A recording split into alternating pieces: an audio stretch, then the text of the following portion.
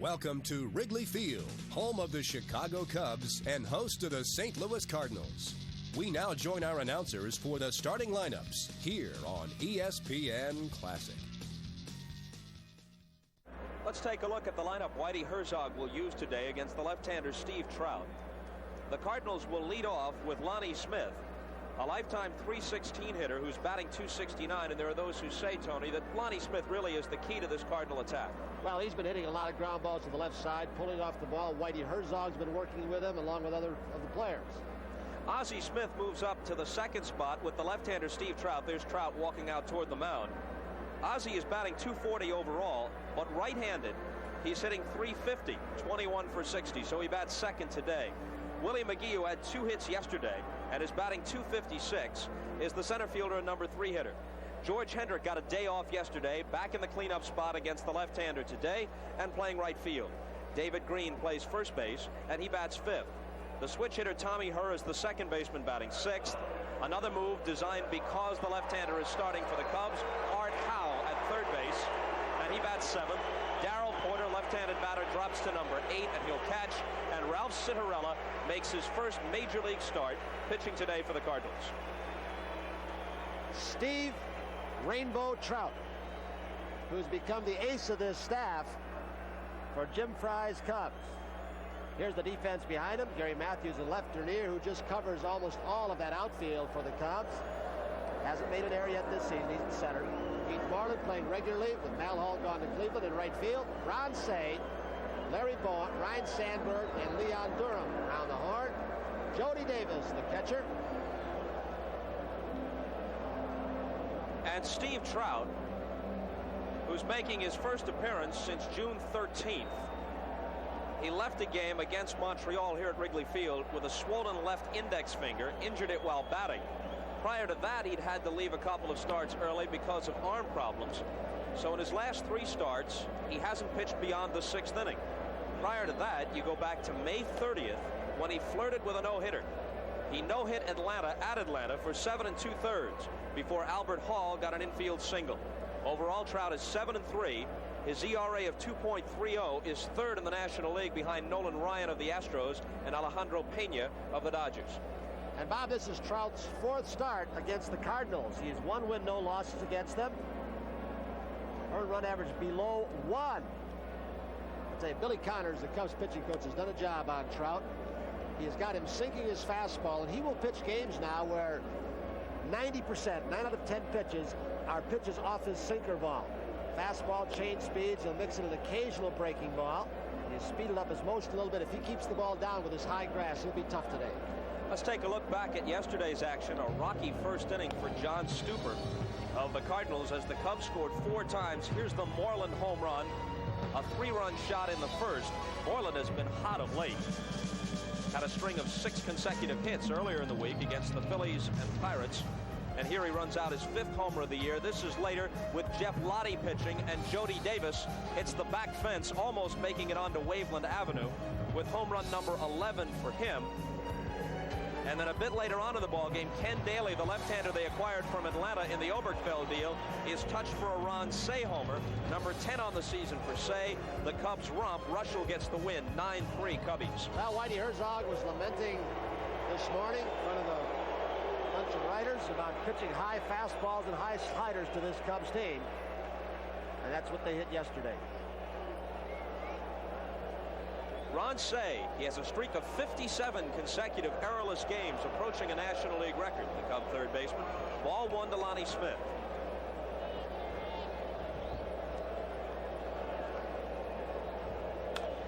Fouled off 1-1. Although Smith's batting average is down, one saving grace is that his walks are up.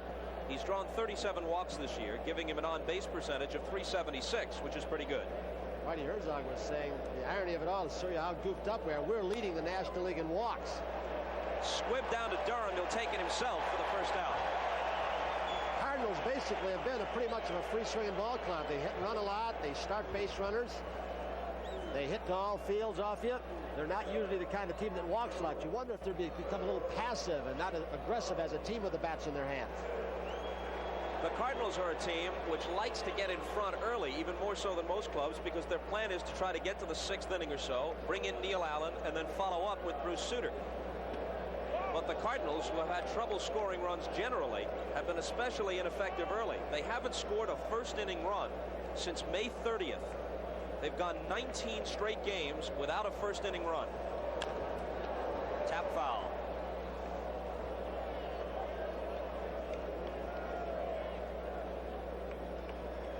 Steve Trout is 26 years old, 6'4" and 189. His famous father, Dizzy Trout, was a right-hander. Pitched for 15 years in the American League, mostly with the Tigers. 2-1 to Ozzie Smith. In fact, Dizzy, Rainbow's father, pitched in the 45 World Series for the Tigers against the Cubs. Dizzy Trout twice won 20 games for the Tigers, with a high of 27 in 1944. 3-1 to Ozzie Smith. What a combination Dizzy Trout and Hal Newhouser were for the Tigers in the 40s. 1944, Trout won 27. Newhouser won 29. Ozzie Smith draws a one-out walk.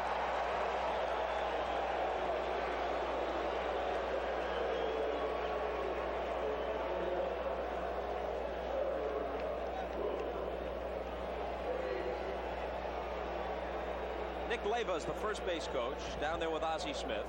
Hal Lanier, the Cardinal coach, at third.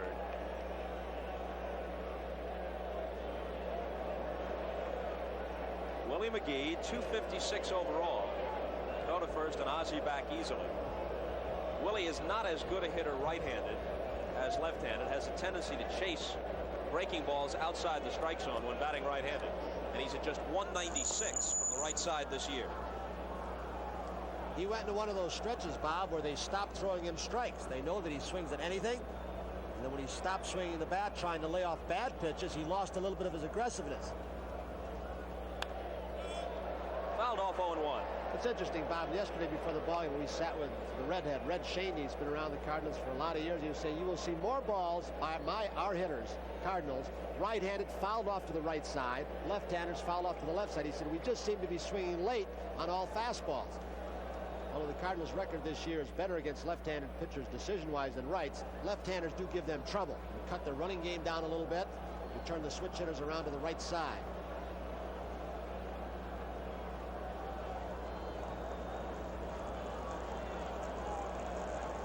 Pitch to Willie McGee from Steve Trout. False start had Larry Bowa out of position. Trout sped up his delivery. He sped up his delivery just a little bit. What happens is, we'll show you from our left center field camera, Trout varied his rhythm, but that little move got Larry Bowa about 4 steps out of position had the ball been hit to the left side. Little tap. Cey comes in and fields it. No chance at second. Retires McGee at first. And Ozzie Smith is in scoring position with 2 out. Cubs defense generally, you've talked about his consecutive game errorless streak. Ron Cey trying to catch Jimmy Davenport for the National League record. Don Money holds the Major League record. But they don't make a whole lot of errors. They won about 10 consecutive games errorless ball, this team. They don't cover a whole lot of ground on the left side or in left to right center, right field. They don't miss many. So now Hendrick with 2 out and a man at second. Ball 1 to him. There's some concern now with Mel Hall having been dealt to Cleveland, that outside of Bob Dernier, the Cubs are sorely lacking in outfield speed, with Dernier flanked by Matthews in left and Moreland in right, and they think it might hurt them, especially on the road on AstroTurf. Well, tomorrow, Henry Cotto will be called back up from the minor leagues. There's a 10-day waiver period. That's up tomorrow because of the confusion with the trade. So they'll have defensive speed if they need it late in the ball game. Outstanding outfielder. 1-1 now to Hendrick as we pause briefly for station identification on the NBC television network.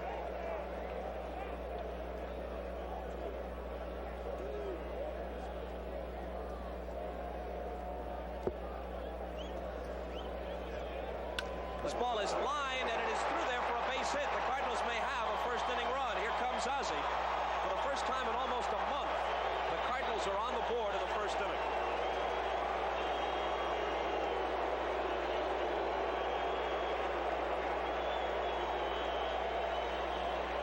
this is the man they count on so for RBI production. A good low ball hitter. You can see the ball down at the knees with that straight up stance. Hendricks like to extend those arms. Now a little conference. Durham will have a talk with Trout. If the reaction to the Cardinal run seemed a bit louder than you're accustomed to hearing for a visitor's run at Wrigley Field, it's because a lot of Cardinal fans are in attendance every time these two teams meet here. And similarly, in St. Louis, the Cubby fans make the trip in. A lot of red shirts and red hats at Wrigley Field today, Cardinal boosters. Well, they can talk about Giant Dodger matchups down through the years, Yankee Boston Red Sox, but this rivalry is right up there with them. Cardinals Cubs. 1-0 to David Green. Changeup, swung on and missed. Everything off his fastball. Billy Connors has taken away a couple of his pitches. He'll use them to show hitters, a slider and curveball, but basically it's changing speeds on the fastball, the sinker. Green has hit Trout well. He's 8 for 17 against him lifetime. 2-1.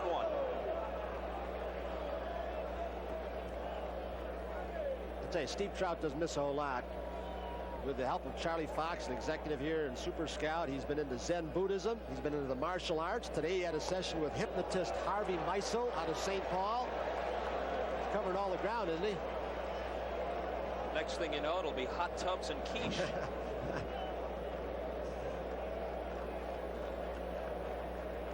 He has been known as a flake, and I mean that in a pleasant fashion. He's too fighting. Whitey Herzog, who just a couple of years ago won a World's Championship with basically the same ball club. Different pitching staff. It's been changed a little bit with LaPointe, of course, sore shoulder, stupor, suffering. And the big changes at the corners of the infield. Oberkfell gone and Keith Hernandez gone. Payoff pitch with the runner going, and Green is a strikeout victory. Cardinals touched Trout for a run on the top of the first on the RBI single by Hendrick. Lead it 1-0 with the Cubs coming up at Wrigley. In the bottom of the first inning, the Cubs tied the score at 1 when Bob Dernier scored from second base on a single to left field by Ryne Sandberg. We go now to the top of the second inning.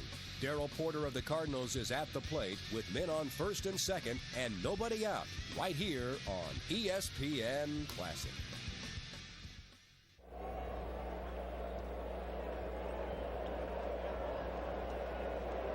Trout with that good sinker ball can turn a double play in a hurry. He's usually one pitch away from 2 outs. And he misses low to Porter, 1-0.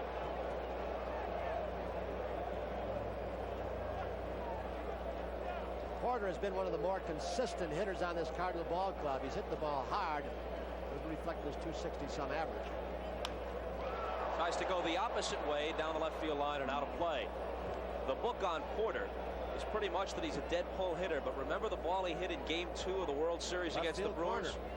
Off Don Sutton, as I recall. It really turned the series around because the Brewers were on the verge of blowing the Cardinals out. They'd won the first game 10-0 or 10-2, something like that, and were leading in the second game before Porter came through with that hit.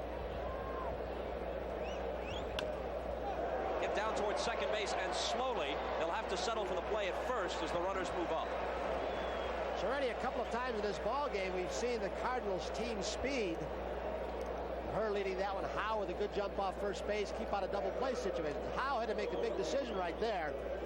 He could have waited, gotten a rundown, but he decided to outrun Sandberg in the ball. Cut in front of him where he couldn't tag him. So that did not allow Sandberg to get the lead runner at second.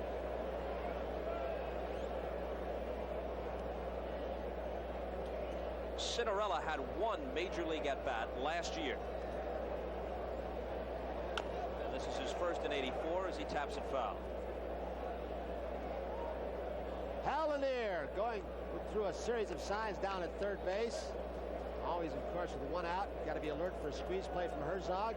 What'll happen is catcher Jody Davis, no matter what he puts down, if the runner breaks off third base, Trout's job is to knock the right-handed hitter down. Don't let him get the ball down. He got the outside corner, and now Cinderella is in an 0-2 hole. Al Lanier has been close to getting a few major league managerial jobs, and someday he probably will, Tony. The 0-2. Willie got a piece of it and bounces it over Cey's head. There's no play, and the Cardinals have a 2-1 lead. Bowa went back to pick it up to prevent it from going to the outfield. Citarella gets an infield single, and Hurst scores. Trout did just what he wanted to do, keep the sinker ball down, but instead of getting it caught in the high grass, he bounces it on the hard dirt surface and was saved with 2 strikes, thinking, hey, what if they still decide to have a safety squeeze, cut down his range a little bit. He couldn't get back, but Bowa did save a run. Kept Howe at second base. Citarella has to feel pretty good about things. He was really on the ropes just a few moments ago. Here's Lonnie Smith, who fouls it off. Ozzie Smith bailed him out with a spectacular defensive play. Now he's able to help himself with a chop base hit. He was staring at a 3-1 deficit a few minutes ago, at least, and maybe more. Now he's ahead 2-1. And that gets by Cey. Howe is around third. Lanier waves him home, and it's 3-1 St. Louis.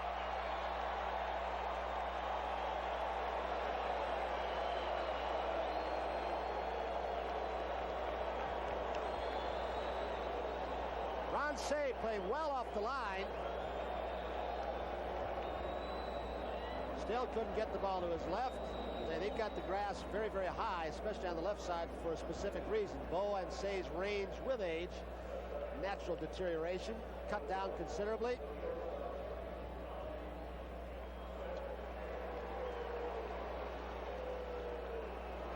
So now Citarella is at second, Lonnie Smith at first.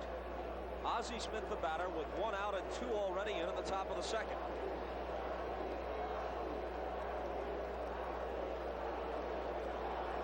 Cardinals not usually a team that scores run in bunches. They don't have the home run power of the Cubs. This one is foul ball for strike 1. Very quickly, Jim Frye's bullpen gets going.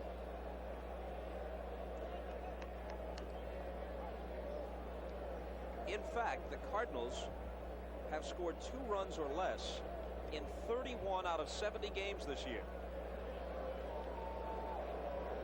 We've got 3 across already today. 1-1 to Ozzie. Rich Sporty begins to throw for Jim Frye.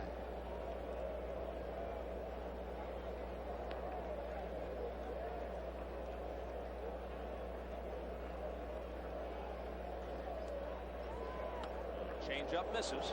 2-1.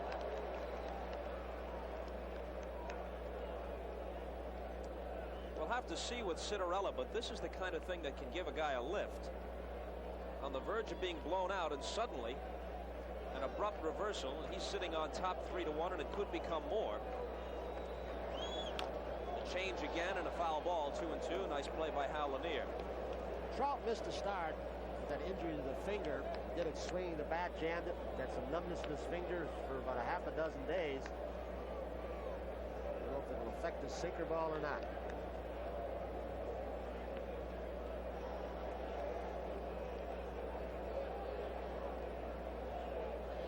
Ozzie asks for time. Willie McGee is on deck.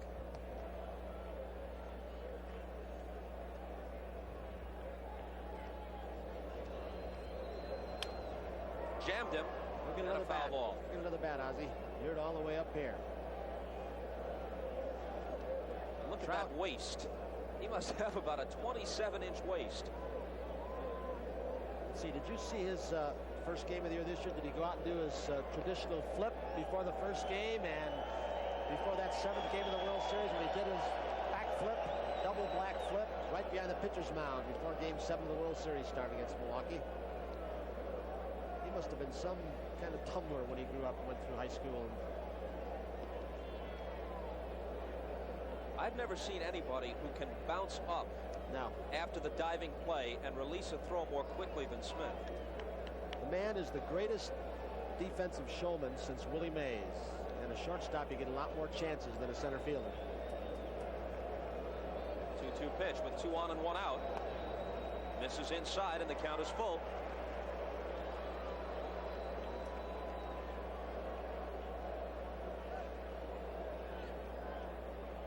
The last time Trout faced the Cardinals, he went the distance here at Wrigley in April. Beat them 6-1. Going. Misses ball 4. The bases are loaded.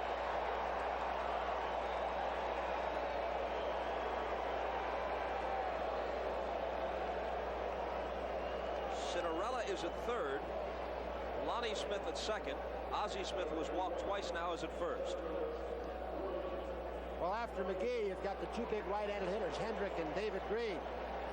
So if Trout has a problem with McGee, could be it for him.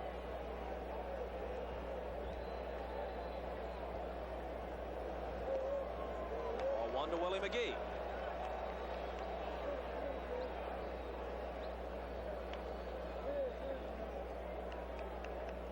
So many of the players, you can see the top of the barrel of the bat by McGee, that hollowed out portion, where they take a few ounces on the top. Hitters feel their bat has more balance, get more weight in the hitting area.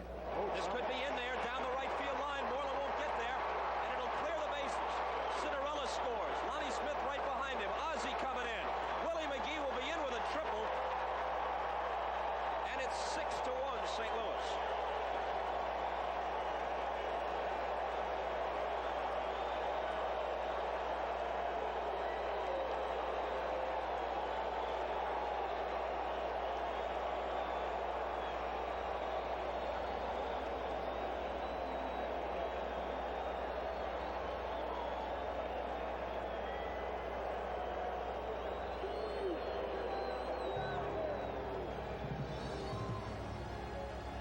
Well, by the time we get back, Morty will be ready, and Steve Trout will be in the same position as the rest of you, watching the duration of this game on TV.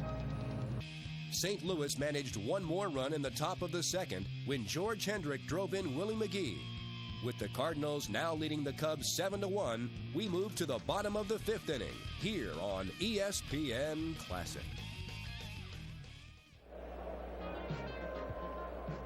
On this day in baseball, 13 years ago, June 23rd, 1971, Rick Wise, then of the Phillies, hit 2 home runs in the ball game against the Reds and also pitched a no-hitter. Here's the last out, and it didn't come easy. Pete Rose is the batter, hits it right on the nose, a line shot to third, but it's caught. Rick Wise is a 4-0 winner, a no-hitter, and 2 home runs to boot. Had a chance to see Rick Wise this spring.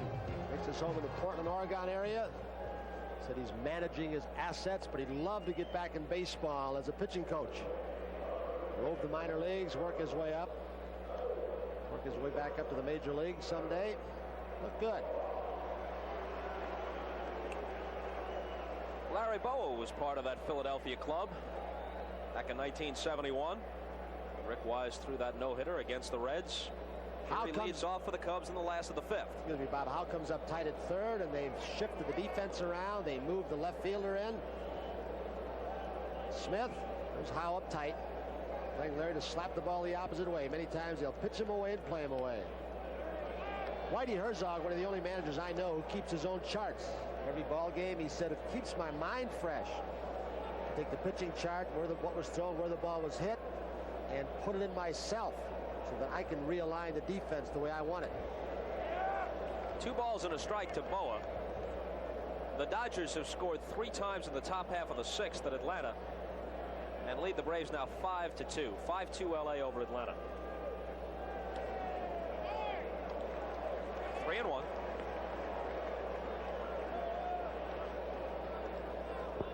So pinch hitter will be next.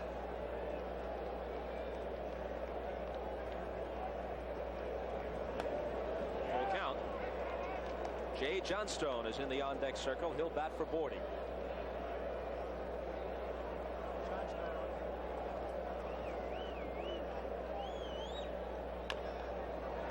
Little tapper towards second base. Her in quickly, and the flip to Green retires Bowa.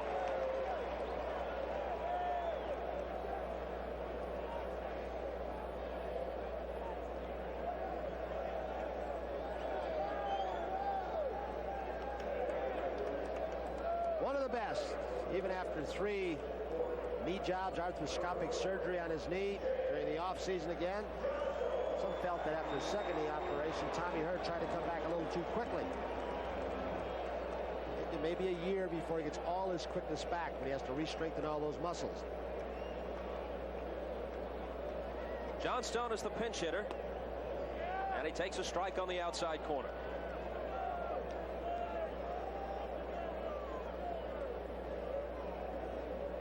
Things have quieted down since the second. Line drive, and even Ozzie can't get this one. A pinch hit single for Johnstone. Cards got one in the top of the first. Cubs came back with one in their half. The Cardinals scored 6 in the top half of the second. Nothing but zeros on the board since then. Before the ball game, there's Dickie Knowles. He'll be the new pitcher for the Cubs when they take the field. Before the ball game, Jay Johnstone was starting to rile up the bleacher bums in left field. And some of the Cub people standing on the batting cage started thinking back to '69 when Dick Selma did it out of the bullpen. And Ron Santo, after every victory, was running out to left field, clicking his heels. Lou DeRocher just couldn't seem to get that team over the hump. Of course, the Mets got awfully hot too, didn't they? Dernier is 1 for 2. He takes a curveball for a strike. Those two clubs passed in 1969 like two ships in the night. There never really was a race. The Mets were down by 9. They caught the Cubs going in one direction while the Cubs were plummeting down, and they wound up winning it by 8 or 9. Good bunt by Dernier. Howe will never get it.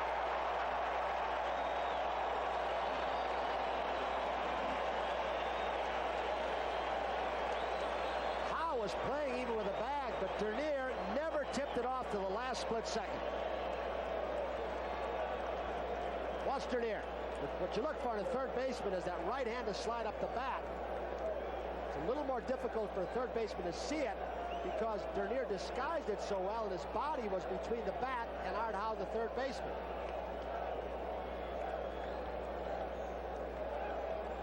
And that's a thing that Richie Ashburn, Phillies broadcaster, worked on with Dernier. He tried the switch hitting experiment, Pat Corrales. They thought that failed.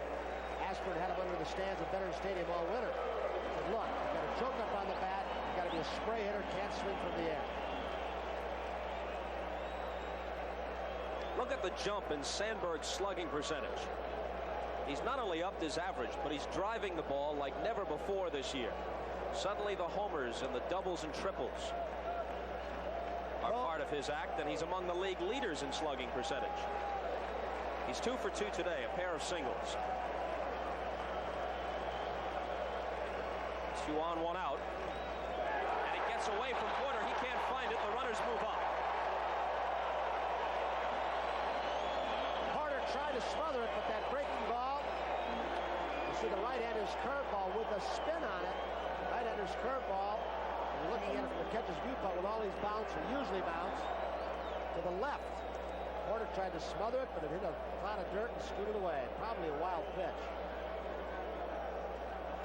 Maybe a telltale sign that Whitey Herzog sees that Cinderella's starting to try and overthrow and maybe tiring. And they're going to get that pen going. The 1-0 to Sandberg. 2 balls and no strikes.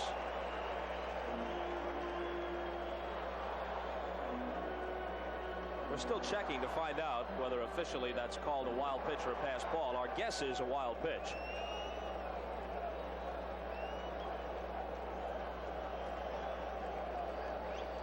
Matthews is on deck. Sandberg asked for time.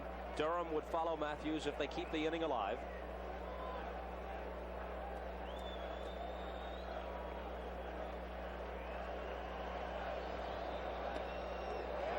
Two balls and a strike now. Dave Van Olen begins to throw down in the bullpen. Herzog has 3 left-handers he can use out of the pen, although Ken Daly pitched a lot yesterday.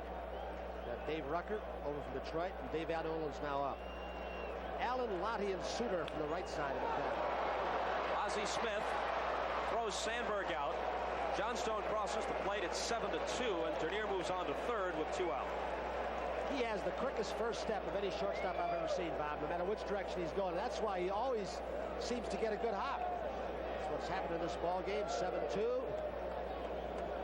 Ozzie reads hops off the bat as well as anybody. Watch how quickly this ball hits in the dirt, and he has already started. If he lays back on the ball, he might get an in-between hop. I don't think that's something you can teach. but he does practice. He works on it an awful lot. Matthews has walked and grounded into a double play. Takes high for ball one.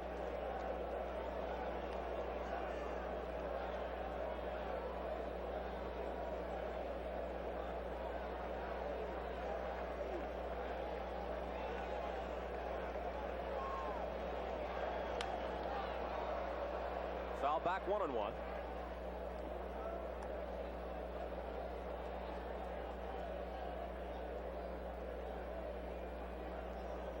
Citarella needs to retire one more man in this inning to officially qualify to be the winning pitcher. 7-2 St. Louis, last half of the fifth. Man at third, 2 out.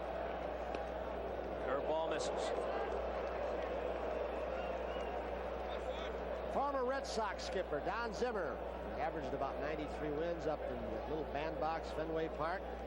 In San Diego, Texas Rangers for a while. He'd like to manage again someday. The right job comes along. Art Howe can't handle it. Dernier scores, and Matthews heads for second, and he's in there. It's 7-3. You saw the Gary Matthews trademark, did you, that he learned from Willie Mays? As soon as he left the batter's box, the helmet was on. Scored as a double. Breaking ball that Citarella got inside. Howe was giving Matthews a lot of the left field line. Lonnie Smith over in a hurry, but Matthews cuts the bag well. He made that double between home plate and first base. Ran hard all the way, the Sarge.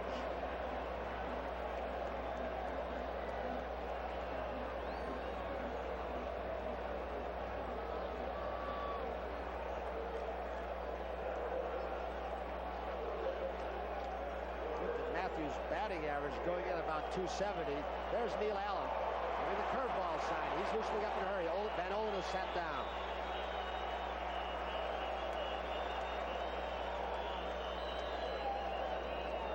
Well, Herzog would like Citarella to get the win, but one swing of Durham's bat could bring the Cubs within 2. He got under it, and this should end the inning. Lonnie Smith says, "I'll take it." And he does. The Cubs scored 2 in the last half of the fifth inning and closed to within 7-3 after 5 at Wrigley. St. Louis led Chicago 7-3 until the top of the sixth, when the Cardinal offense came alive. Ozzie Smith bunted for a single down the third base line and then moved to second on a passed ball. Willie McGee then increased the Cardinal margin once again to 6 with a 2-run blast over the right field ivy. In the bottom of the sixth, however, Cardinal pitching proved to be a problem. Ralph Citarella started the inning by walking Keith Moreland and plunking Ron Cey, putting men on first and second with only 1 out. So with St. Louis leading Chicago 9-3, when we return, we'll continue the action in the bottom of the sixth inning as reliever Neil Allen takes the mound in hopes of stopping a Chicago comeback here on ESPN Classic.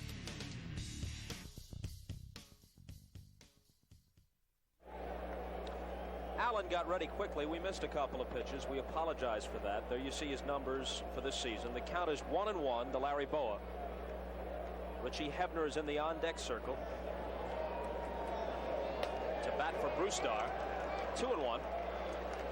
Cardinals bullpen has 19 saves. You just saw the 3 Neil Allen has registered this year. Guess who's got the other 16? Bruce Sutter leads the National League in that category.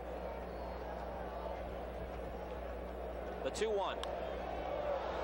Fouled off and out of play.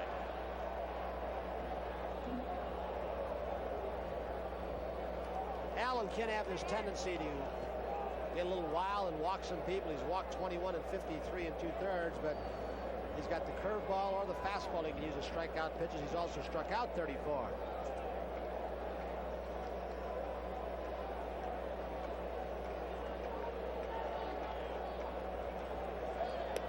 Full count.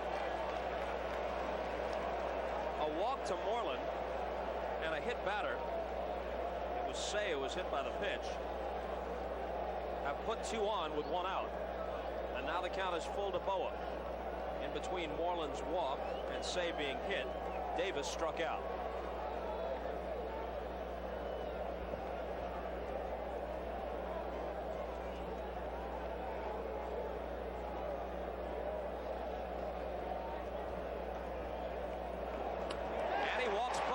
bases are loaded.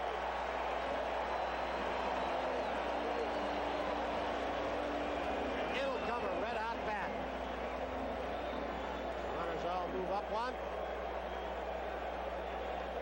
Don Zimmer alerting the third base runner Moreland. How many outs? Don't get doubled off on a line drive. Make sure the ball hits the ground first. Whitey Herzog checking the lineup card. See who Jim Fry's got left that he may send up. He'll send up Rich Hebner. Good low ball hitter, Hebner.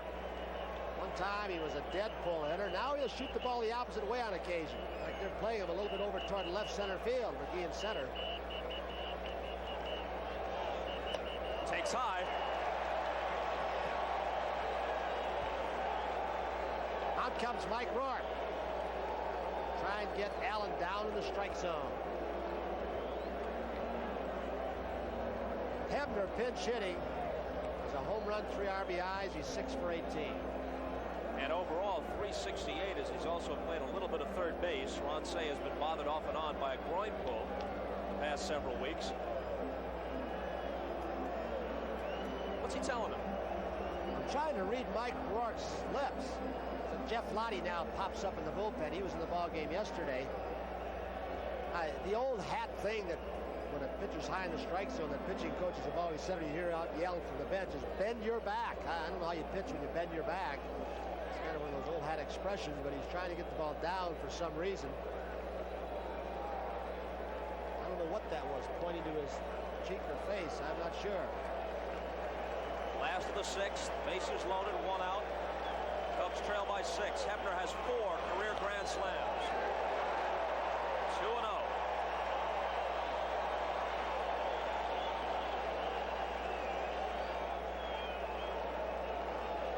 If he hit one to right field, he'd have to crush it because that wind's blowing in a gale. Have to be a line. This might drop in. Hendrick coming on and slides it.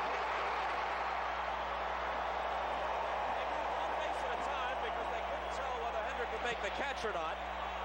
Moreland scores. It's 9-4 and the bases are still loaded. I'll tell you whose judgment was outstanding on that. He could not get help from the coach. It was Larry Bowa down in first base because he had to read this play perfectly and react. You could see the ball short hop Hendrick's glove. Herr picks it up and says, hey, I may get Bowa on a force out at second base. So Bowa had to react. He went halfway. If it was caught, he would have had to get got back to first. He saw it hit. He scooted to second. Very, very smart base running. Prevented the force out. Now Dernier, who's 2 for 3, singled and stole a base in the first, struck out in the third, beat out a bunt in the 5th. Strike 1 call on the fastball.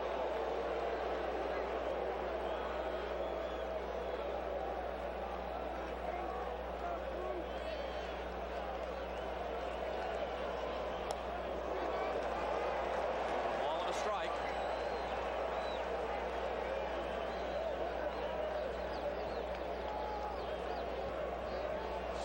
Third base coaching box.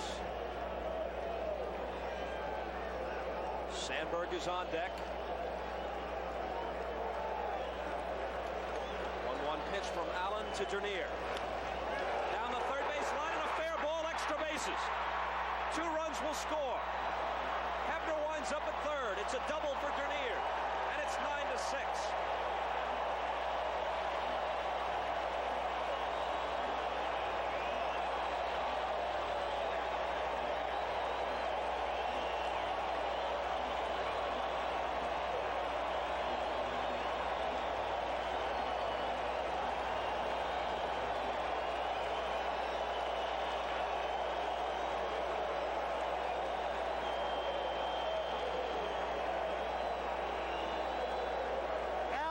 A fastball into the fence. It may have even broken the bat, and here's where pitching charts can send you awry if pitchers don't execute. Van Slyke was giving Dernier a hole out of the third base line. They pitched him inside.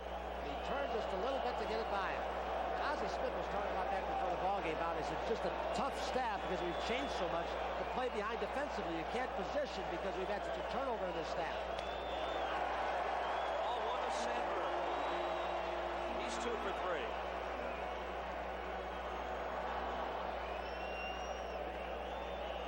tying run at the plate. Matthews on deck.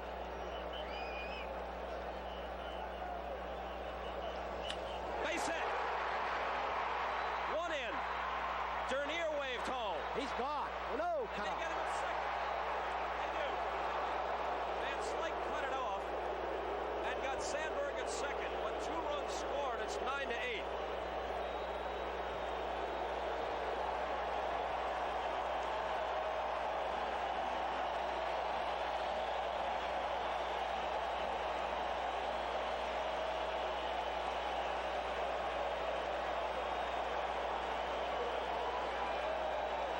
There may have been a chance at a play at home plate, but to show you Van Slyke, and maybe with some help from Darryl Porter telling him to cut it off, they knew which one was the important run. The one they wanted to keep out of scoring position at second base. Had the throw gone through, it might have been close. But that one they cut down at second was important. Darryl Porter probably yelled out to Van Slyke to cut it. Good execution. Ozzie Smith hitting the cutoff man. But the Cubs have scored 5 in the 6th. 0-2 to Matthews. And the 2 guys who ignite their attack, Dernier and Sandberg, are a combined 6 for 8. They're each 3 for 4.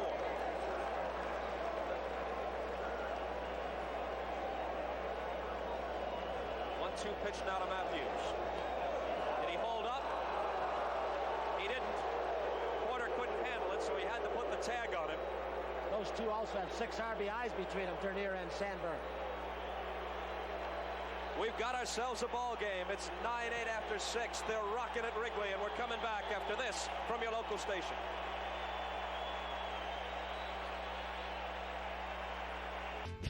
With Chicago trailing St. Louis 9-8, we go now to the bottom of the 9th inning here on ESPN Classic.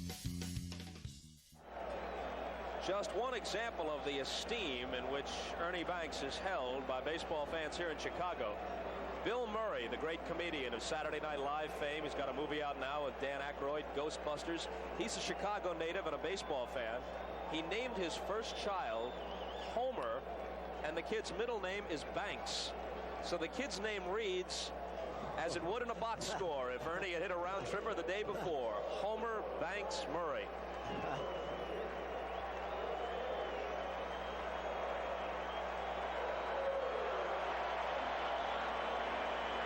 And they will be on the lines at the corners.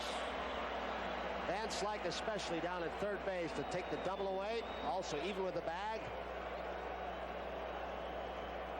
For Bruce Sutter, they play a lot of right-hand hitters to pull. If you're going to hit that ball solidly, that split finger, it's going to be to the left side many times in the hole. So Ozzie Smith way over toward third base.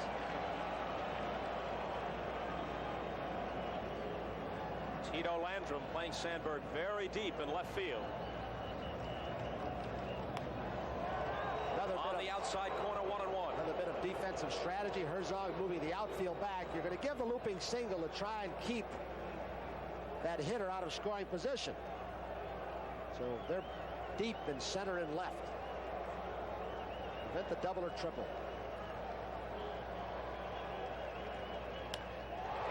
Into left center field and deep. This is a tie ball game.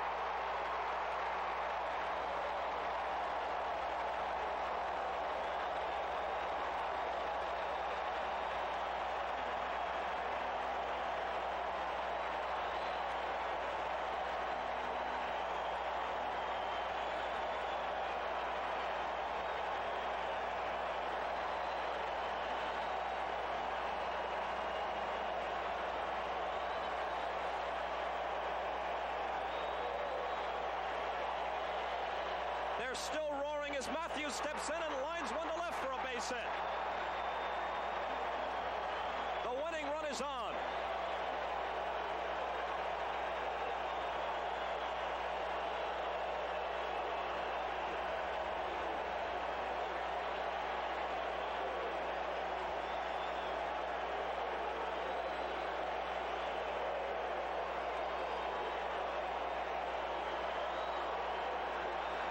Herzog has watched leads of 7-1 and 9-3 evaporate. Durham takes the ball. Ryne Sandberg with a 4 for 5 day.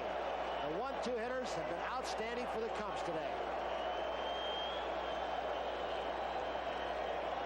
play them deep, but you can't put them in the seats, can you?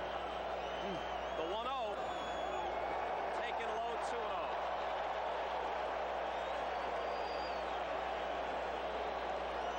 Gary Matthews and Hendricks both in this ball game leading the league, and that'll get Lee Smith up for the Cubs.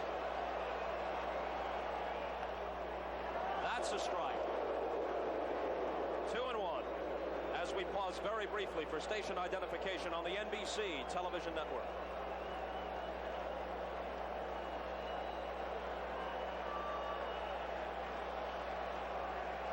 Well, Ralph Citarella will have to wait for another day for his first big league victory.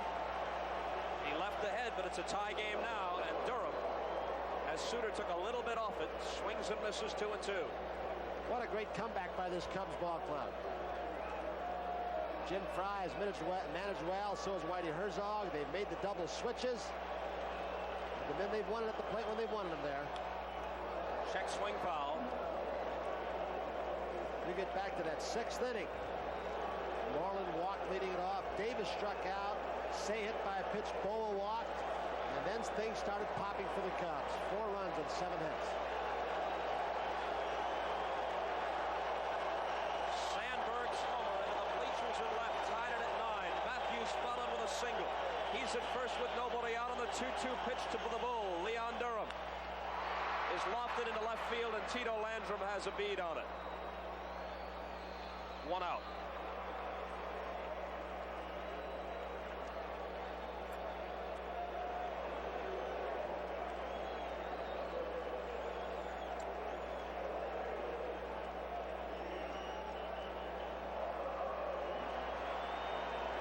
Cubs keep throwing the lumber at you. Keith Hernandez told us a few weeks back we did a Mets game that they're the best offensive team in the Eastern Division. Showing it with his comeback today. Moreland had a homer yesterday. Hitless so far today. Takes a strike.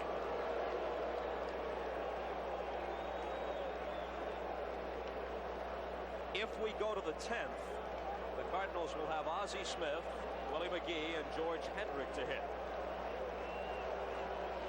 The 0-1. Going. The runner is going. Swing and a miss. Here's Porter's throw. And he beat it. Oh, he dropped the ball. He dropped the ball. Herr really didn't see Matthews coming. I don't think it was a delayed steal, but Matthews did not appear to have a great jump. And Herr tried to hold his ground as long as he could, not give that second base spot up. He took the throw on the run, a hard slide. When he made the swipe, the ball scoots out of his glove. Good call by the second base umpire, Jerry Crawford. He didn't call it too soon. He waits to make sure that Herr has possession.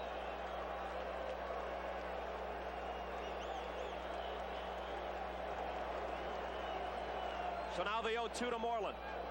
Misses 1-2. Jody Davis is on deck.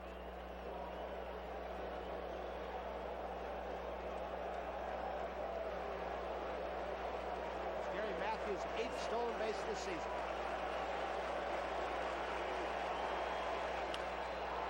Ozzie Smith to his left, flags it down, and throws him out. Moreland just threw his arms up in the air as he approached first base, saying, if any other human had been patrolling shortstop, I would have just had a game-winning hit. It's not so much that he throws his arms up, I think, at the fine play by Smith. I think a little bit in disgust at this high grass in the infield. That ball had base hit labeled all over it, and the grass just stopped it. It was hit fairly sharply, but another outstanding play by Smith. Whitey Herzog once made the comment that Smith, and this is an exaggeration, I think, 100 runs a game. I don't think he saves 100, but he saved about 3 or 4 already today, hasn't he? 100 a season, I guess. Yeah. Is Whitey's thought. Comes out. I don't know if they're going to just put him on intentionally or just say, don't give him a strike.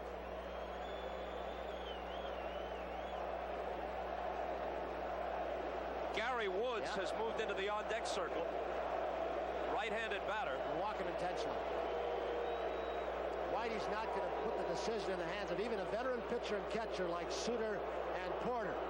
He knows that Woods, once he's announced, the only other pinch hitter they have left is switch hitter Dave Owen. shortstop. And we mentioned it earlier, because of the waiver thing, Henry Cotto cannot be called up and be activated till tomorrow.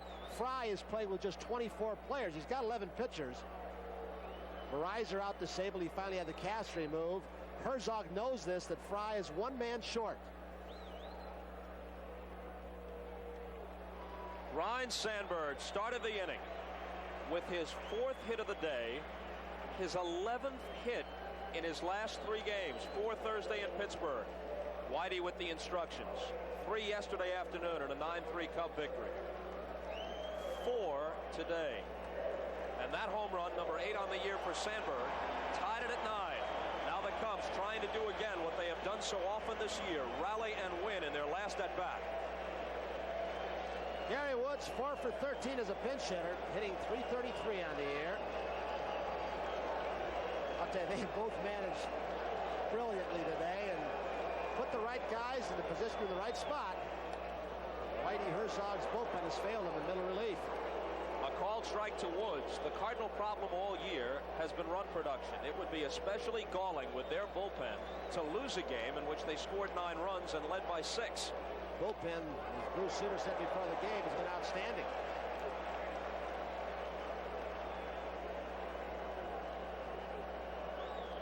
Sometimes teams just have those kinds of years where they can't put the defense, the pitching, and the hitting together at the same time. The 1-1 pitch. Fouled off down the right field line, 1-2. Matthews is the runner at third, and he's all that matters. Davis, who received an intentional walk, is at first. 9-9, the last half of the 9th.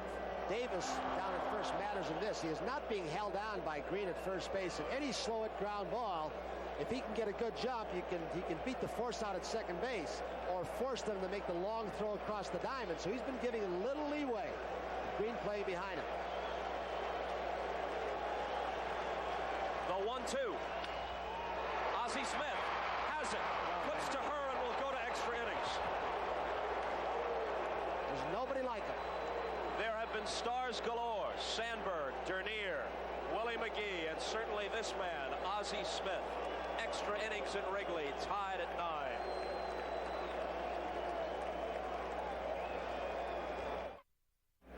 Runners on first and third, 2 outs, the tie ball game.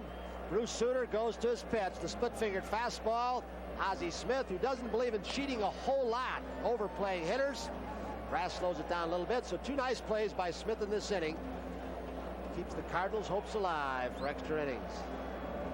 Lee Smith, who pitched an inning and 2/3 yesterday, struck out 4. He got a lot of those strikeouts yesterday with a slider. 7th pitcher used by Jim Fry and the Cubs. His bullpen is gone. Although I'm sure somebody might volunteer. He's got Rainey, Russell, Eckersley, and Sutcliffe. Sutcliffe scheduled tomorrow. Russell started yesterday. Rainey, if this gets to be long drawn out, extra inning game, might volunteer and help out if needed. It's Ozzie Smith who leads off in the 10th. Foul ball, strike 1. Trying to slap it by. Hebner playing in tight at third base. Sutter's 16 saves, leads the National League. Al Holland has 15, and the guy on the mound now for the Cubs, Lee Smith, is next with 14. Little bloop down the left side. Matthews chasing over and leaping in. Boy, what an effort. And he's upset that he didn't come up with it. What a tremendous bit of hustle by Gary Matthews.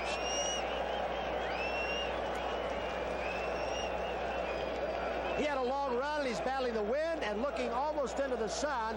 Now he goes from the sun to the shade, and the fan just got a piece of it. But once Matthews put that glove in the stands, he's fair game. No fan interference can be called then. The fan reaches out into the playing field over the stands. The umpire can call it.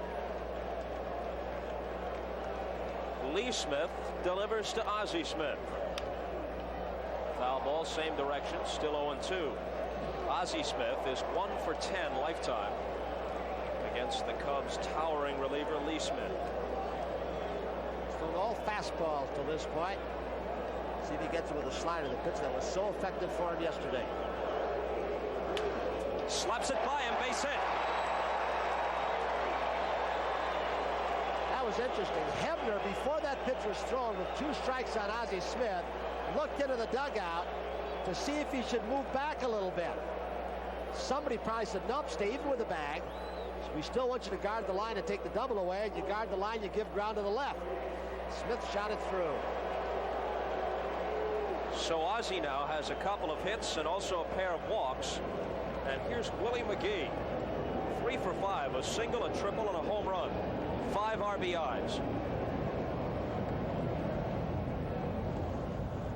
Just trying to find out something with McGee. See if the hand slides up the bat to tip off the bunt. Hebner in tight, and Durham will be charging.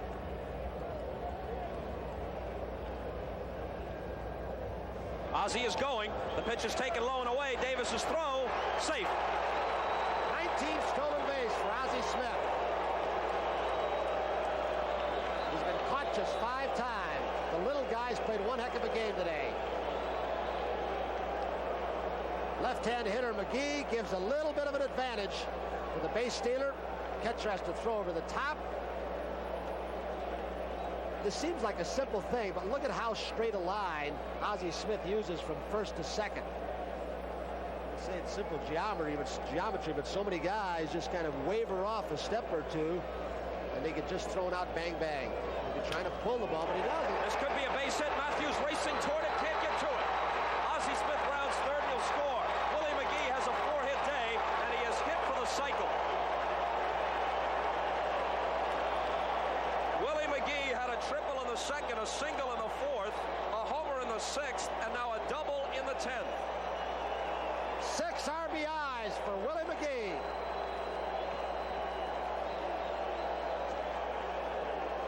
Last one hit for the cycle. Was it Lou Brock for this Cardinal team? Show you how funny this game is with Ozzie Smith at second base, nobody out. You want your hitter to pull the ball, to give himself up. Not McGee, he went the other way. Gets the gravy. Hendrick grounds it to short. McGee's going to advance to third anyway as Bowa throws him out. How's that for speed? Very few could have done that on a sharply hit ball to shortstop. Bowa looked up. Second time it's happened. McGee was on third base earlier with 1 out with the infield in. Hendricks hit a ground ball to short. Bowa looked up and McGee was crossing home plate. Now in a play that they say is bad baseball. That's what the book will tell you. Ball into the left side. Don't go to third. McGee with that great acceleration burst into third base. You're right, by the way, Tony. The last time a Cardinal hit for the cycle, it was Lou Brock against San Diego at San Diego in May of 1975. Willie McGee has done it today.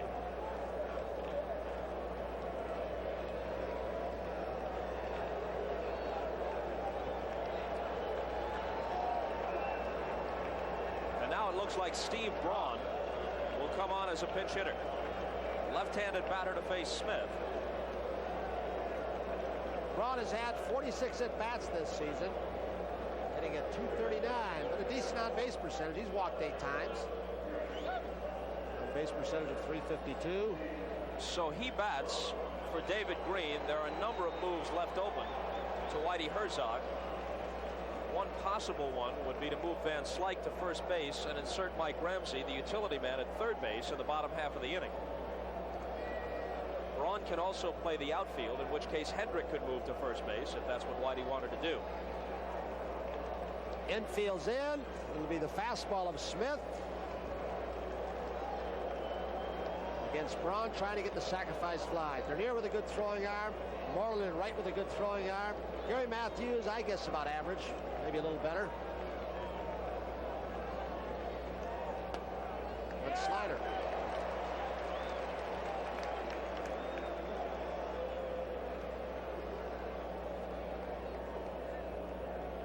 Lee Smith not throwing quite as hard. He's had a pulled muscle in his side. It's bothered him over the last few weeks.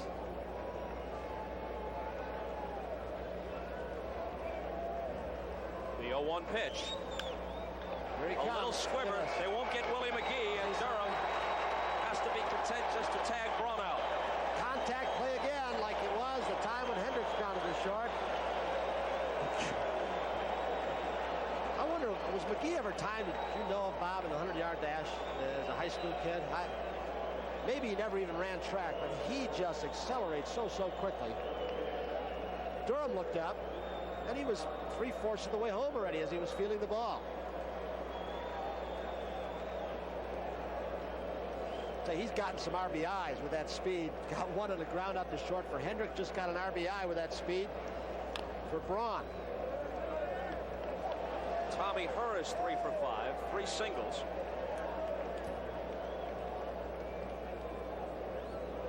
I imagine if you're a fan of whatever team winds up losing this game, it might be difficult to accept this point of view, but if you're just a fan of the game itself and no particular rooting interest for either club, you leave a ballpark like Wrigley Field after a game like this glowing.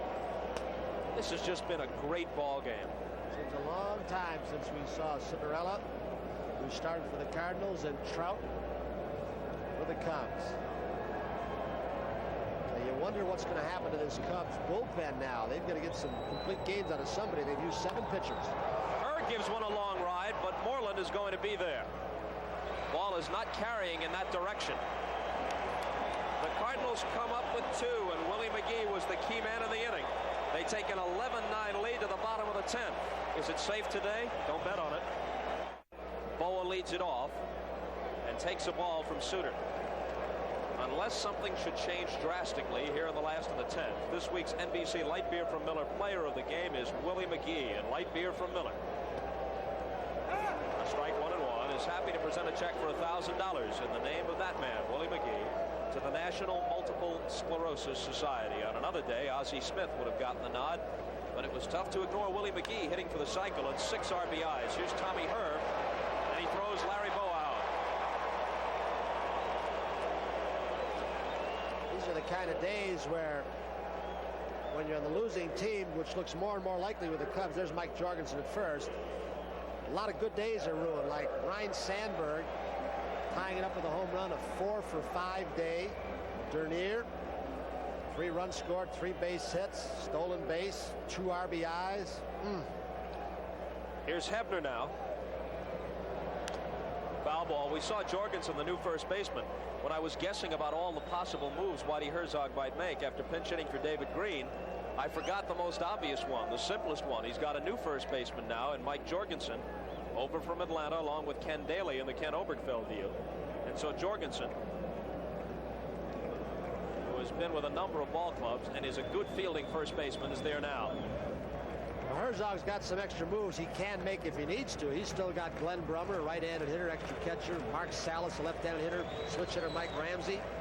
He's got Rucker up in his bullpen along with Lottie. All of Fry's bullpen's gone, and only one extra man left, Dave Owens, switch hitter. Herzog has his bullpen going.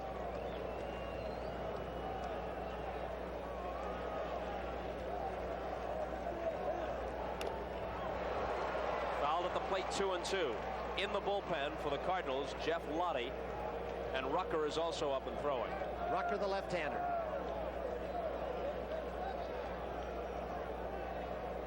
Hebner gratefully got a little bit of a piece of that split-fingered fastball that shot down from Bruce Sutter. Interesting to see if the Cardinals re-sign him. Maybe one of the reasons they went out, in case his demands they may feel are exorbitant, they went out and got Neil Allen. Yep. Here's a chance for Jorgensen. He'll take it himself. And the Cardinals are 1 out away from winning a wild one. The 8 outs Suter's gotten thus far have all been ground ball outs. So he's the best when he keeps the ball down. Dernier trying to get on and gives Sandberg another chance. Takes a ball. Suter gets so many hitters out with pitches out of the strike zone. You just can't lay off the split finger. And he continues to throw it even when he's behind. There it is. Dernier may be instructed. 2 runs down to go up and take a strike.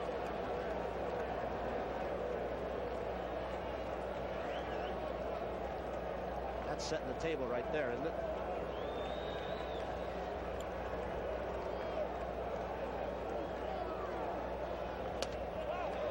And it's 3-0 now.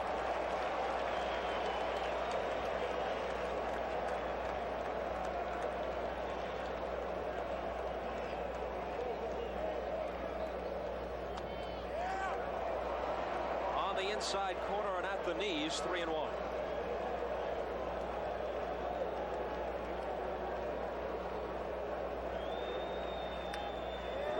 I'll tell you, in spite of some of the protestations by the Cubs early in this ballgame when Trout was on, Doug Harvey's called a heck of a ballgame. Very little bit of bickering since that first or second inning. And now the Cardinal fans, and there are many of them, chanting for Suter. The payoff pitch. He held up and took ball 4. No. Porter may have thought that he fouled it or it was a strike. Here comes the man again. What a day he's had, Sandberg.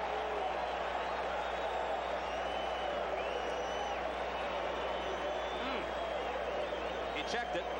Oh, that's funny. That was very, very close to being a strike, and I wonder if Porter, boxing that ball as he didn't lose the pitch for Suter. It was close. They're going to let Dernier steal if he wants it. His last time up, Sandberg homered to tie it at 9 in the 9th. He's the tying run at the plate now in the 10th. Dernier should take it if they give it to him. They'd remove the force at second base. Jorgensen at first play behind him saying, you want to steal, your run's no good.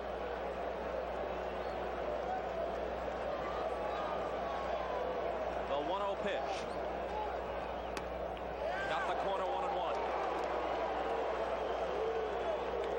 Our game today was produced by Ken Edmondson, directed by Bucky Guntz. Mike Weisman is the executive producer of NBC Sports, coordinating producer of baseball, Harry Coyle. 1-1 pitch. He hits it to deep left center. Look out! Do you believe it? It's gone!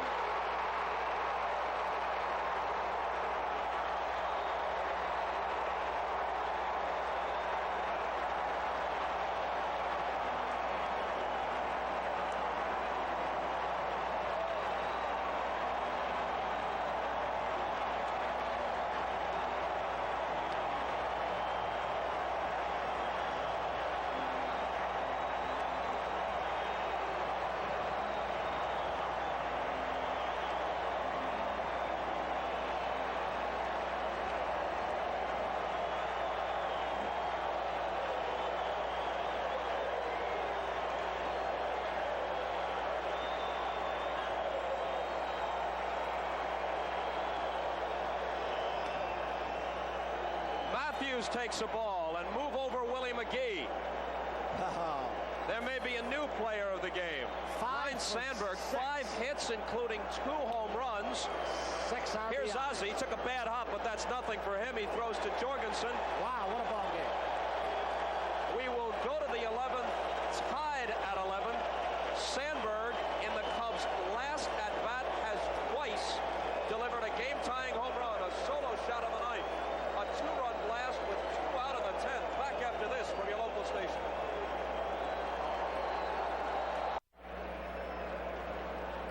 Tony, not only can I not remember the last time I broadcast a game this good, I can't remember the last time I've seen a game this enjoyable, this entertaining. Well, you get those kinds here in Fenway Park, don't you, or Detroit's Tiger Stadium? Here's the second game-tying home run by Ryne Sandberg in the 9th and the 10th. How dramatic can you be? 5 for 6 today. What a job, Dernier. And 6 walks and 1 hit batsman. One of those walks intentionally given up by the bullpen of the Cardinals. And 4 of those have come back to haunt him and scored. That's what happened. They walked Dernier, and then Sandberg put it to him again. Salas bats for Landrum and pops it up. Sandberg wants it. They'll cheer his every move. He's got it. And more, Jimmy Fry, a man who coached for Earl Weaver, great Oriole teams, and saw Bobby Grich come up as a kid. More and more, Jimmy Fry says that this man, offensively and defensively, reminds him of Bobby Grich, one of the most underrated players around. They had such great players with those Orioles. Grich was overlooked, but they field alike, they battle every ball, they rarely miss the ball, they turn the double play, and now Sandberg started for power, just like Grich.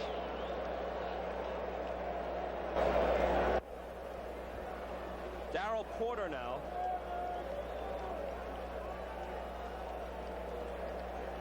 If the Cardinals could ever find an inning in which Willie McGee batted and Sandberg didn't, I think they'd win this game. Strike 1 to Porter.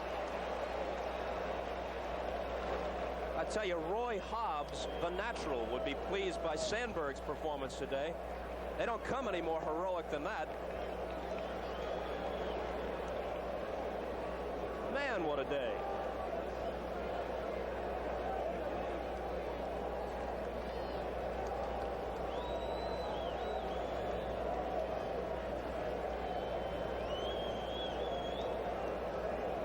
Packed house at Wrigley, one of the great ballparks. Perfect day for a game weather-wise. 11-11 in the 11th. Smith to Porter. Misses just outside, 2-1. Not too often in the ball game you see the first and second hitters, Ryne and Sandberg, in this case driving to 9 runs in the game, huh? Between them.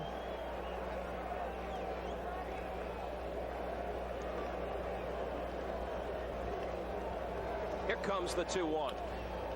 Grounded towards short, and Bowa is up with it. 2 gone in the Cardinal 11.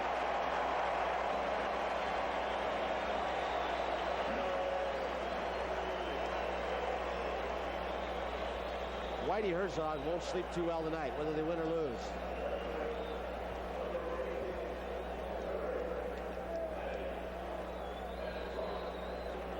Smith and Suter. That's what it's down to now. Each has been more effective on other occasions, on countless other occasions. I wonder if either has pitched, however, in a game any more memorable than this one. At least any more memorable during the regular season. Suter, of course, put the finishing touches on the Cardinals World Championship back in '82.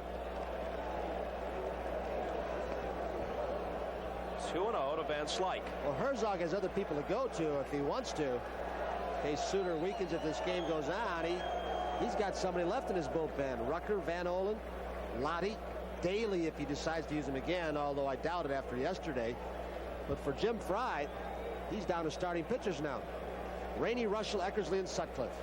Sutcliffe scheduled tomorrow. Van Slyke takes it high and away, 3-0.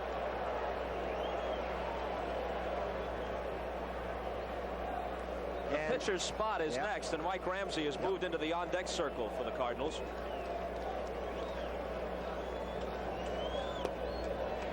He walks him on 4 pitches, being extremely careful with Van Slyke, who is somewhat of a home run threat. So Suter's not going to finish this ball game for the Cardinals. Ramsey's going to pinch hit. We started with standing room only. It is still SRO at Wrigley. They haven't left the housetops either. More people there than we've ever seen congregated outside the ballpark. I'll tell you, this is a telephone game, Tony. This is the kind of game where you pick up the phone, you start calling your buddies. Say, you won't believe this. You got to turn the game on. Or if you live on Waveland, get up on the roof. You don't need announcers for this one. But we're glad we're here. Oh.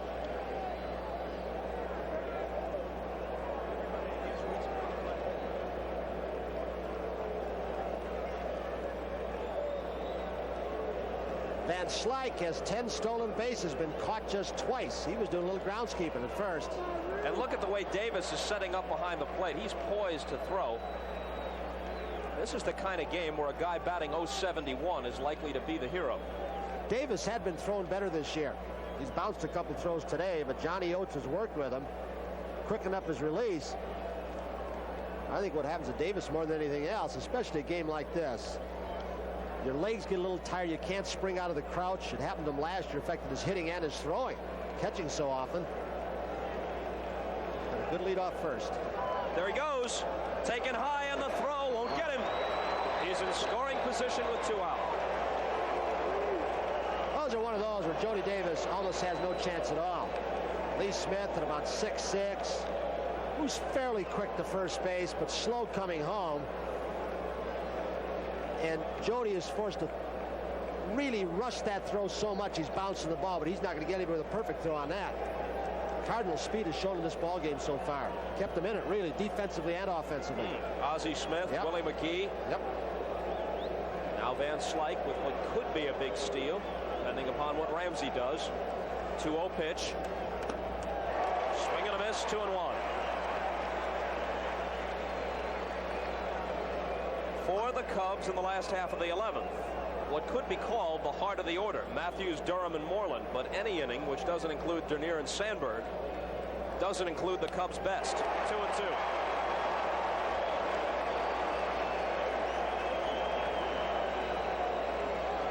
At least not today. Dernier and Sandberg have been the offensive story for the Cubbies. 2-2 pitch with 2 out. Sandberg. He can do no wrong. Back with the last half of the 11th from Wrigley Field in Chicago after this.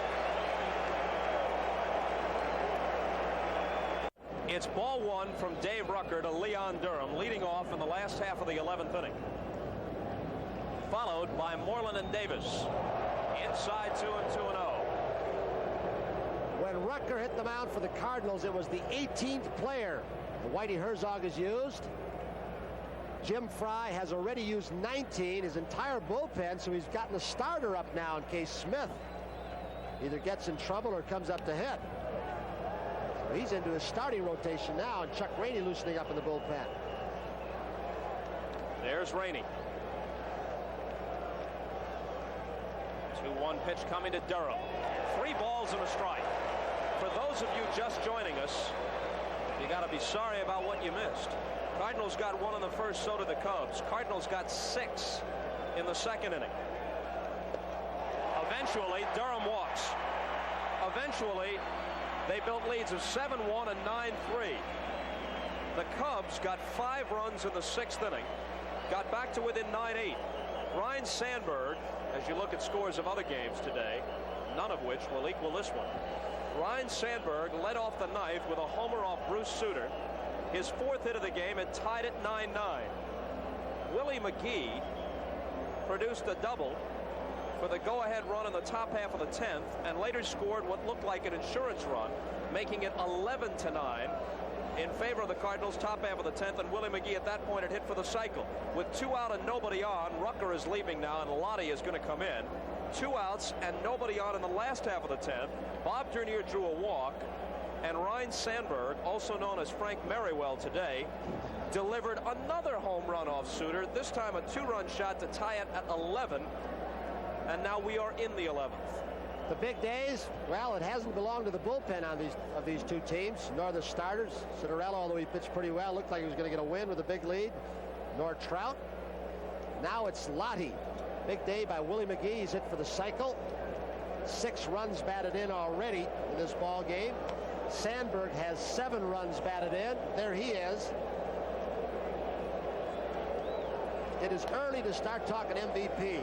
For all that he has done, aside from winning a Gold Glove last year, his first year, full year at second base, that is the man that Dallas Green wanted in the trade with the Phillies. He said, I'll make the deal if you throw in the kid, Ryne Sandberg. They threw the kid all right, didn't they? Oh. You can smile, Ryan. It's your first 5-hit game for your career, and the 7 RBIs is also a 1-game personal high.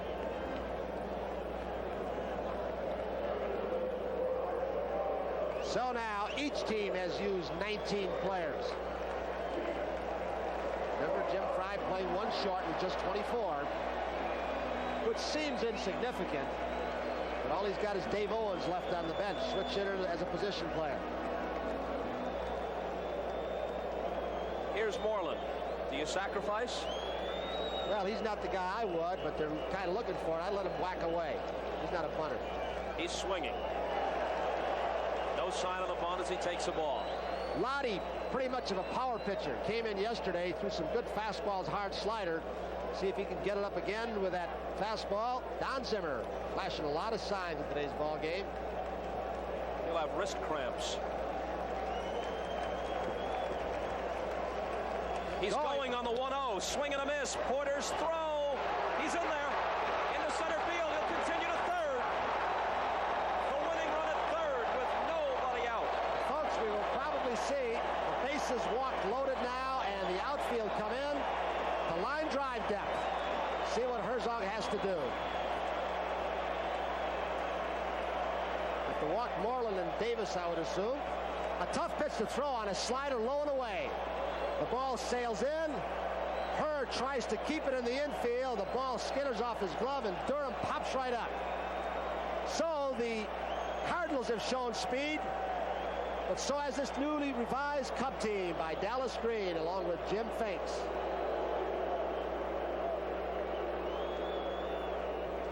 I'll tell you, these bases on balls have haunted this Cardinal staff all day long. And they hit batsmen earlier. Looked so comfortable early for Whitey Herzog, didn't it?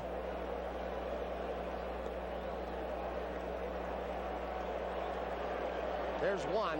Moreland. Air will have to be charged, obviously, to Porter for that ball bouncing in the center field. Stolen base for Durham. Allowing Durham to go to the extra base. See what? That's the third intentional walk given up by Herzog in this ballgame. He walked Davis in the ninth intentionally.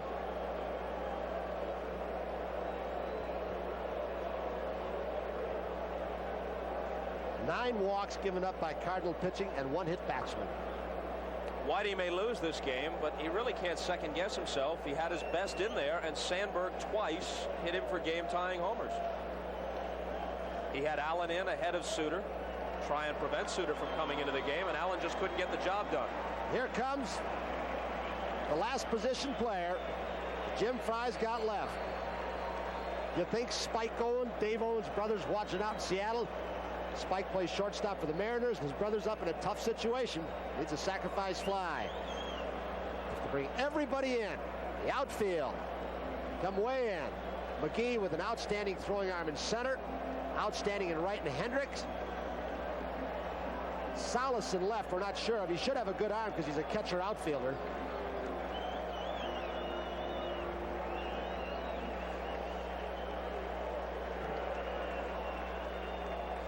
Good speed at third base with the only base runner that means anything, Durham. He jammed that shoulder, diving head first into second base. They are way in the outfield. Owen is a switch hitter who's hitting just 133 left-handed. 304 overall. Nobody out, and they're loaded in the 11th. Foul ball, strike one.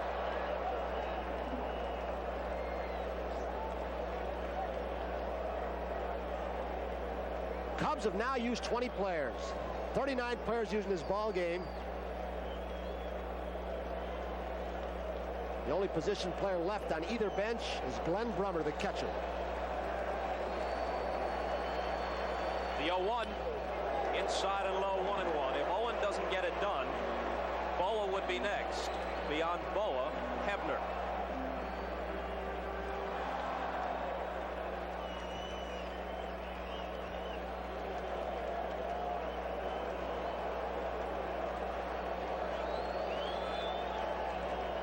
That's it.